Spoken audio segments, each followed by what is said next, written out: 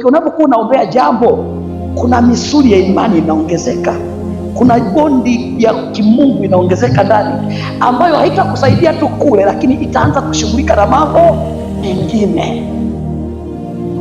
Unakuta na jambo gumu, unasema Mungu anatosha. Kwani imani umetoa wapi? Umetoa kutokana na maombi uliokuwa unaomba. Maombi yanaibua imani ya kuyafanya yasiyowezekana yaanze kuwezekana. Haleluya, Bwana Yesu asifiwe.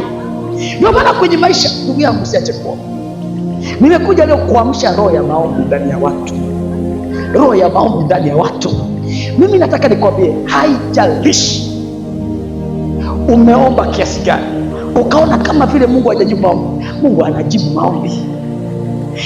Wewe huoni sasa hivi, ila kuna jambo limetokea kwenye ulimwengu wa roho, na hilo jambo litoka kwenye ulimwengu wa roho. Usikate tamaa, litadhihirika tu, litaonekana tu.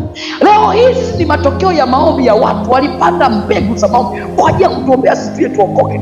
Walishakufa, lakini maombi yao bado yanafanya kazi. Kwa wakati mwingine unaweza ukawa hapo unaomba kwenye watoto wako, unaomba kwenye familia yako, lakini haujui kitakachotokea. Bwana atawajibu wakati hata wewe haupo. Bwana atawajibu wakati wewe umezeeka. Bwana atawajibu wakati wewe umechoka.